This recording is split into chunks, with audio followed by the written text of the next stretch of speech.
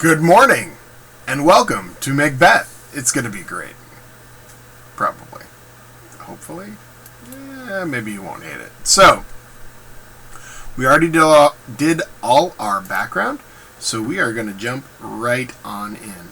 Now, the idea of the Weird Sisters is one that Shakespeare actually does borrow from the chronicles that we mentioned the other day, the Holinshed Chronicles. However, in the Holinshed Chronicles, they're a little bit different. They're portrayed as fae, fairies, things like nixies, pixies, sprites, dryads, Tinkerbell folk. Shakespeare doesn't like that. He's going to change it. And his reasoning is that the fae are considered to be mischievous, but usually not outright evil. There are a couple exceptions, but in the Holinshed Chronicles, the Weird Sisters are portrayed as more mischievous than outright evil, and Shakespeare wants a force of antagonism. So that, coupled with James's now interest in witches, he's gonna work with that. So he changes them slightly and changes them to be witches. Now, our opening scene, and remember, in Shakespeare's day, these are all played by men, so I'm going to be a lovely witch. Actually, I'm going to be 3 lovely witches. When shall we 3 meet again, in thunder, lightning, or in rain? When the hurly-burly's done, when the battle's lost and won, that will be ere set of sun. Where the place upon the heath, there to meet with Macbeth. Because, Macbeth and Heath don't rhyme. When you force a rhyme like that, it's called slanting a rhyme. It's when you take 2 words that aren't exactly rhymes and you squish them until they are-ish. So, I come, Grey Malkin, paddock calls anon. And then all together. Hold on, I can figure this out. Aha! Foul is fair and foul. Fair is foul and foul is fair. Hover through the fog and filthy air. So, anyway, Grey Malkin is a familiar. This is this animal inhabited by a demon that assists the witch in her spellcasting and whatnot. Usually Grey Malkin is depicted as a cat, Paddock as a toad. There you go. So, the idea being that the 3 Weird Sisters have spent some time together. They're not going to break apart. But, when they're going to meet again is before the setting of today's sun. The issue is that they're going to meet upon the heath. They're going to meet out on the moor, out on the plain, the open area, with Macbeth after this battle that he is currently fighting in. Now, they do not have good intentions for him. And every time you see them, one of the things that they like to talk about is how they're destroying people's lives. So, this is, basically they're going to wreck his life, and they're going to be as effective as possible about that. But they're going to do it in such a way that he is going to cause his own destruction in a lot of ways. So they're going to give him, the English idiom is give him enough rope to hang himself. The idea being that if they just provide the opportunity, Macbeth will bring about his own destruction. They don't have to, I'm going to cast a spell on him and make him evil. They're like, all he needs is a push. So, that's Act 1, Scene 1. Act 1, Scene 2. We jump to King Duncan. He's getting a report on how some ongoing battles are faring. He had one of his subjects decide to stage a revolt, a rebellion against him, and so they are now suppressing that rebellion. 2 of his most important generals are Macbeth and this other guy, Banquo. Now, they have fought exceptionally well. They've done his bidding, both effectively and very, very quickly.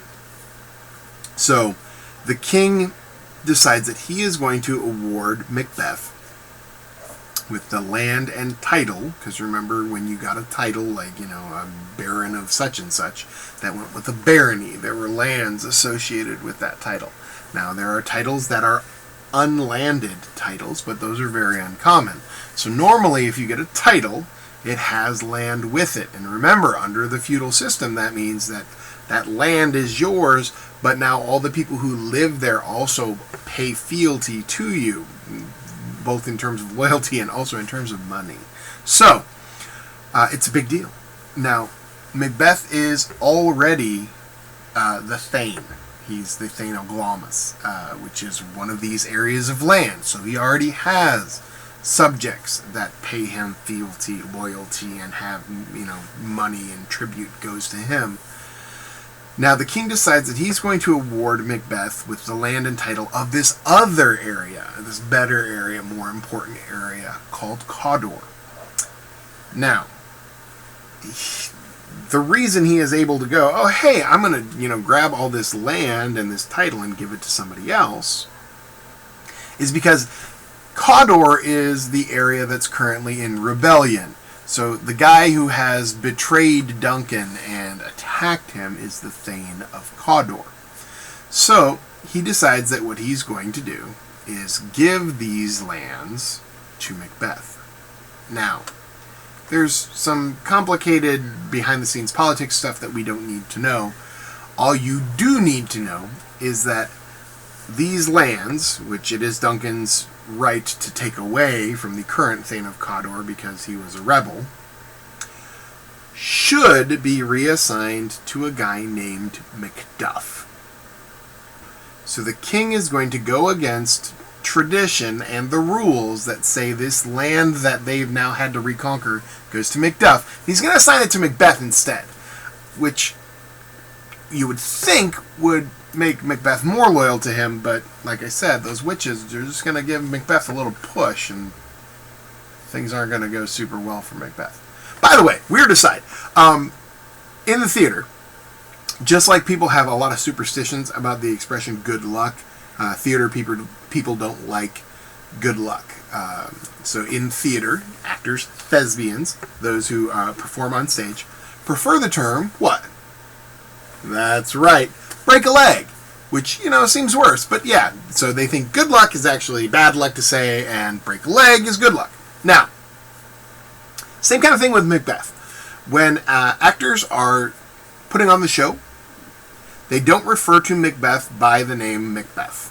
For whatever reason, actors and actresses, at the time, just actors, so thespians have decided that it's unlucky to say Macbeth when you are, like, rehearsing Macbeth or offstage talking about your production of Macbeth. So the only context in which it's okay to say the name Macbeth is actually on stage in front of an audience. If you're just referencing the play, most actors will refer to it as the Scottish play, because that's not unlucky.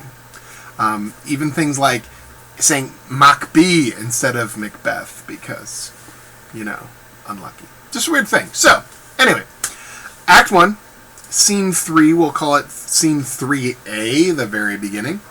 The Weird Sisters are going to appear on the battlefield to Macbeth and Banquo. So, we get to kind of see Macbeth and Banquo on the battlefield for a little bit, and we get to watch them kind of chop up some folk. We get to see Duncan interact with Ross, he's going to kind of give the king all the deets, and then the king's going to say, I'm going to go ahead and give that to Macbeth. And Ross is like, okay, boss, because Ross is a loyal subject. You don't say, hey, that actually should go to Macduff, because, No, he's the king. He says he's going to do this other thing, and Ross says, you got it, boss. So, Act 1, Scene 3, we have the witches again. And so they meet again, and they say, Where hast thou been, sister? Killing swine? Sister, where thou? A sailor's wife had chestnuts in her lap, and munched, and munched, and munched. Give me, quoth I. Right thee, witch, the rump-fed ruddian cries. Her husband's to Aleppo gone, master of the tiger, but in a sieve all through the sail, and like a rat without a tail, I'll do. I'll give thee a wind. Oh, thou art kind. And I another. So, here's the deal. Really quickly here. Like I said, the witches like to mess with people. So, first witch asks the second, where have you been? She's like, oh, I've been out killing pigs. Why? She's like, it's what you do. Third witch says, and you, sister number one, what have you been doing? She says, well, I ran into the sailor's wife, and she was munching on chestnuts, which are tasty. Actually, I don't think so. They're disgusting, but whatever. So, she was munching on them, and they're delicious. And she's like, hey, dude, give me some of those. And the lady is a bit husky, and she goes, no, these are mine. Get out of here, you witch. And the witch takes a little bit of umbrage to that. She's a little bit offended. And so she says, I know that her husband is a sailor on the ship called Tiger. And they're sailing to Aleppo, foreign port in the Mediterranean, in the Holy Land, in the Levant. And she says, so I'm going to sail there in a kitchen strainer, in a sieve, the bowl with the holes in it, and I'll turn myself into a tailless rat and torment him. Now, why the sieve? Two reasons. Number one, clearly, if you can make a sieve not only float, but sail somewhere in it as a human-sized thing, that's magic. And two, the three witches who were executed for the plot against Anne, King James's wife, trying to sink her in the storm and everything, claimed to have set sail on a sieve. So there's the nice little, it's a tip of the hat to James. So, then the witches are like, ooh, that's wonderful. I'll help you. I'll send some wind. Oh yeah, me too. And so she says, I myself have all the other winds, and the very ports they blow, and the quarters that they know. I, the shipman's card, I'll drain him dry as hay. Sleep shall neither night nor day hang upon his penthouse lid. He shall live a man forbid. Weary, 7 nights 9 times 9 shall he dwindle, peak, and pine. In other words, I'm going to torment him for a rather long time. If you decided to do the math there, 81 weeks. So a year is 52 weeks. So almost 2 years she is going to torment him. She's going to make sure the winds blow him away from every port that he tries to sail into. He's going to try to go to Aleppo and other cities and simply just be unable to get there, and she's going to keep him a sea for a very, very long time. It'll drain the life out of him. He will be, worried, concerned, they'll run out of supplies, and she's going to make sure that he can't catch a wink. There'll be bad storms every time he tries to sleep. She's just going to cause a ruckus so that even if he tries to take a nap during the day, it's going to be something that he can't do. So you're going to have this very, very early on, this idea that sleep is restorative, which, that everyone in the audience should agree to that. And also that they know that, the witches know that, and they use lack of sleep to torment and kind of mess with the minds of those they have chosen to do terrible things to. And that'll be important later on. So, the Weird Sisters are going to hang out for a bit until Macbeth and Banquo appear. And Macbeth and Banquo are initially just kind of talking about how the day was a little bit weird. It was both a very, very good day and a very, very bad day. And when they encounter the Weird Sisters, they say that they look really strange. They're strangely dressed, and they are attired as women. They are wearing dresses, and they have their hair long. But they're rather ugly, and they have like a little bit of facial hair, not exactly like, like a bearded lady in something like Greatest Showman, but they're rocking a little bit of some rough stuff.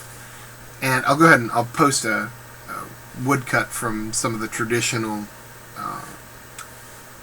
plays put on where Macbeth had male actors and things like that, so you can kind of see it's some rough looking ladies. So they say, what kind of creatures are you? Well, what's up with all this? And so Macbeth says, speak if you can. What are you? And they're like, hail, Macbeth, Thane of Glamis. And remember, he is. So he's like, oh, that's me. And then the second witch is like, hail, Macbeth, Thane of Cawdor, which he is. He just doesn't know it yet. Ross hasn't found him to give him the news. So Duncan has told Ross he's the Thane of Cawdor. Macbeth is now the Thane of Cawdor. And Ross has been like, yeah, boss, I'll go find him and let him know. Ross hasn't found Macbeth yet. So the witches are showing they have an awareness of things outside of, this very little sphere. They know about things that are happening away from right here. And the third witch says, all hail, Macbeth, future king. You shall be king hereafter. So, Banquo's like, whoa, buddy, you okay? You look a little bit pale, you look a little bit startled. They only said nice things to you. I mean, like, that seems okay, right? And then they say, hail, hail, hail. And they're going to greet Banquo. They're going to tell him that he is both lesser and greater than Macbeth, in that he's not as happy, but also happy. And then they're going to say, thou shalt get kings, though thou be none. In other words, your children, your descendants will become kings, but you personally will never be king. And they're like, so, all hail, guys. And so these predictions that they make, Macbeth will be Thane of Cawdor, has already happened, he just doesn't know. That he will become king, spoilers, he does. And that Banquo's son will become king, spoilers. The audience would know that he did, because remember, through Banquo's line is James, the actual current king at the time that this is a brand new play. And so they're like, oh, okay, so the witches can tell the future, all right. But Macbeth and Banquo, for them, they don't know that. So that's irony. The audience is aware that all of those things have or will come to pass.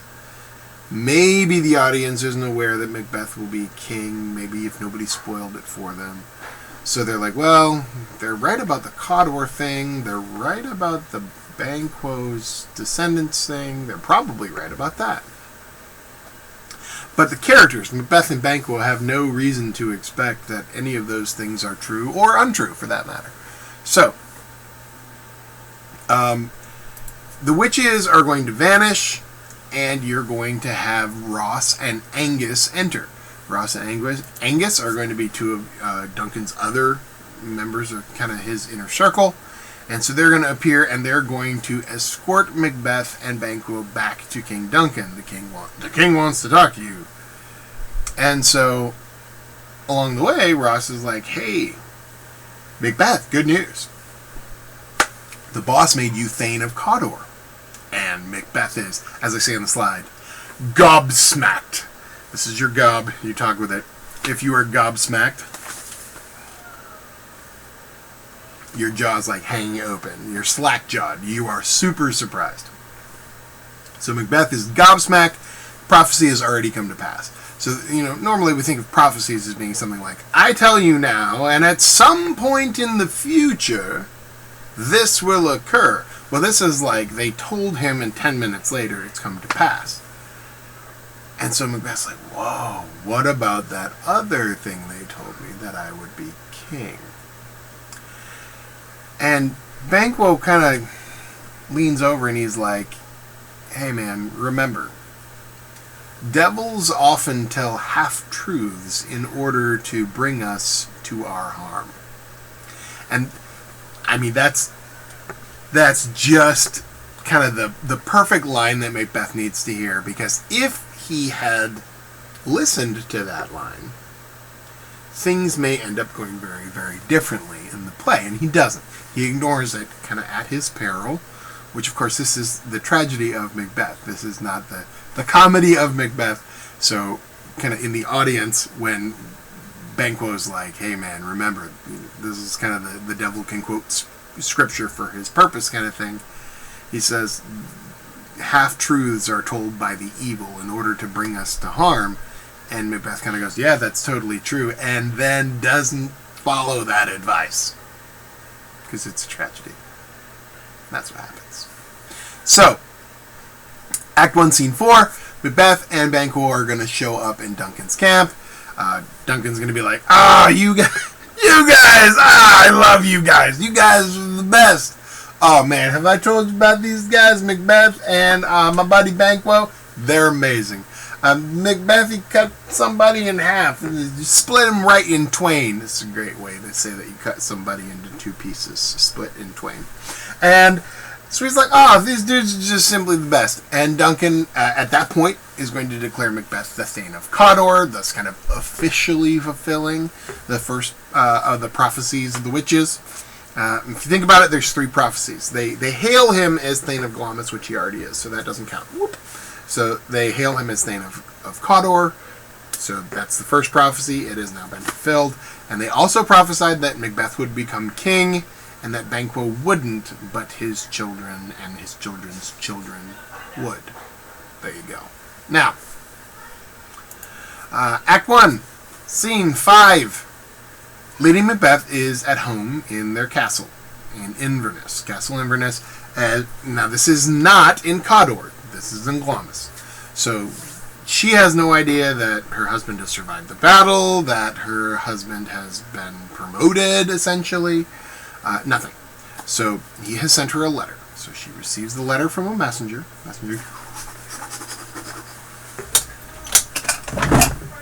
Hey, lady, I got a letter for you. No, I don't have a letter. I thought I had a letter in there. It's nowhere. No letter. I have a letter for you. Pretend it's a letter. And she's like, oh, thank you. And she takes it. And then she's like, I wonder what it says. And she reads it. And Macbeth tells her all about the witches, all about the prophecies, and the fact that that first prophecy has already come true. And remember I said in the background that at the early kind of third of the play, Lady Macbeth is she's the driving force of evil in this play. You're going to see that right now. I mean, from the very get-go, she focuses in on that, and Macbeth will be king.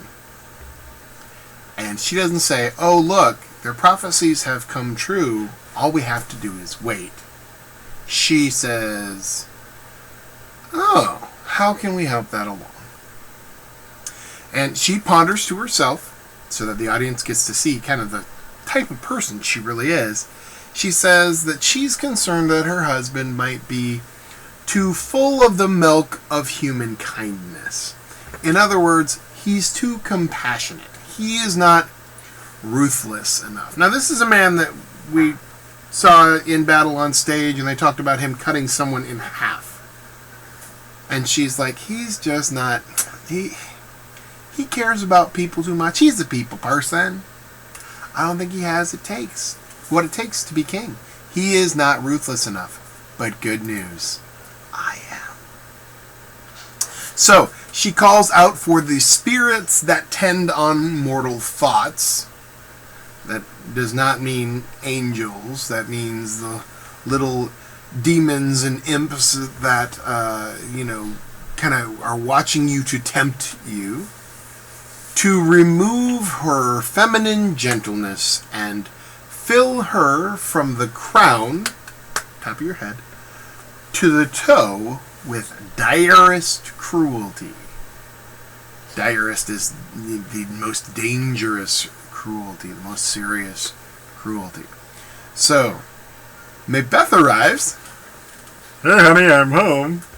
And Lady Macbeth is like, good news. I already have a plan to kill the king. And that's where we're going to stop for today. She's a joy, Lady Macbeth. Just a really nice lady. Said no one ever. She is going to be very interesting, and I might have to go grab my special wig, like Romeo and Juliet. Although she might be a redhead. We'll have to see. Alright. Have a lovely day, guys. And I'll see you later this week.